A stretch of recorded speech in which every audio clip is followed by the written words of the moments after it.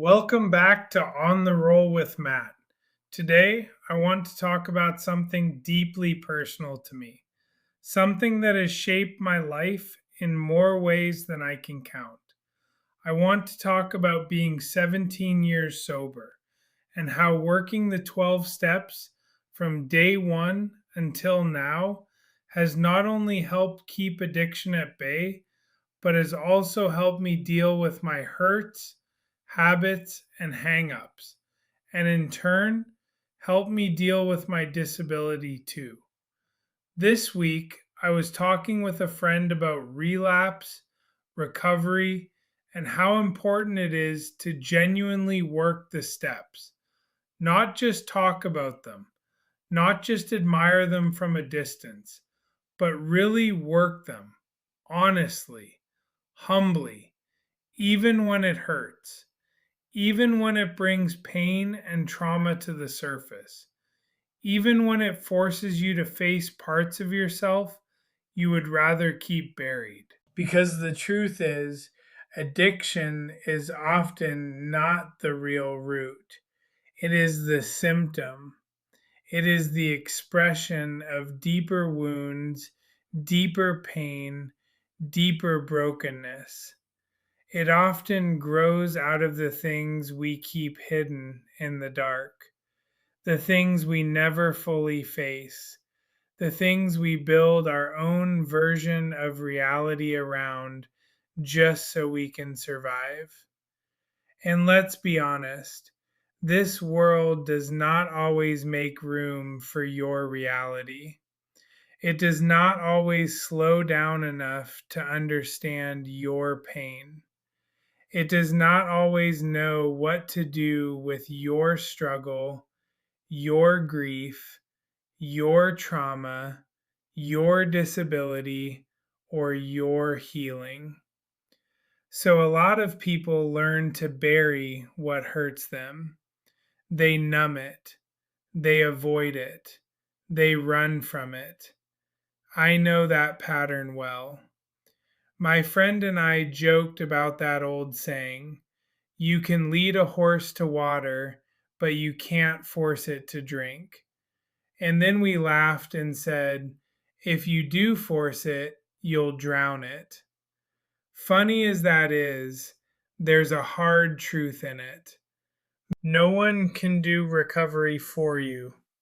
People can love you, they can support you, they can guide you, they can pray for you, they can sponsor you, they can hold you accountable. But at the end of the day, you have to choose sobriety. You have to fight for it. You have to want freedom enough to face the truth. And sometimes that truth is cold, hard, painful, and deeply humbling. But that is where real change begins. For me, the 12 steps were never just about stopping destructive behavior. They were about uncovering what was underneath it all.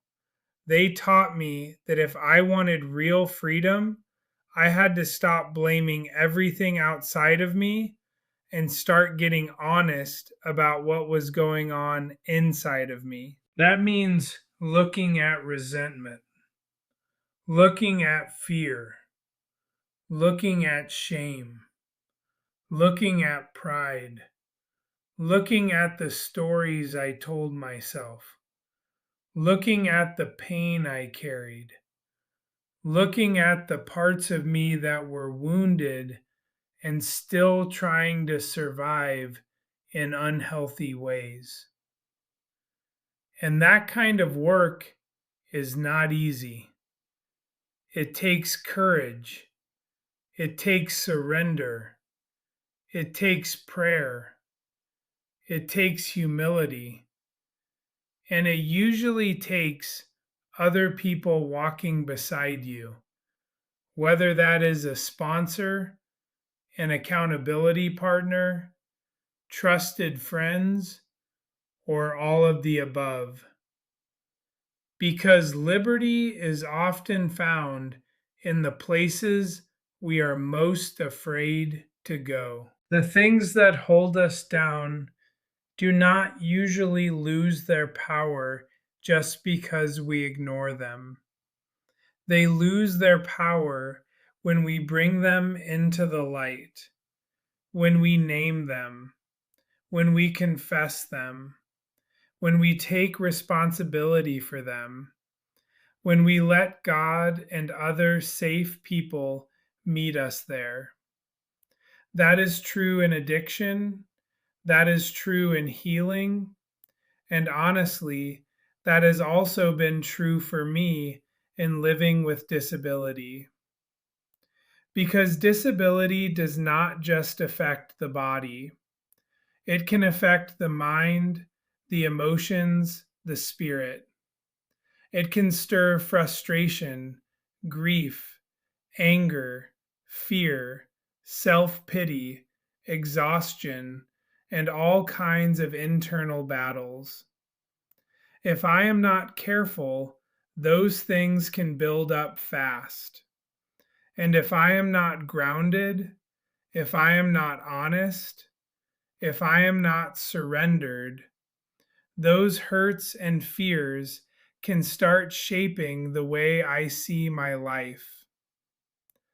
But recovery has given me tools that reach far beyond addiction. It has taught me to pause, to be honest, to ask for help, to admit when I am struggling, to stop pretending I am fine when I am not, to lean into prayer, to surrender what I cannot control, to take life one day at a time.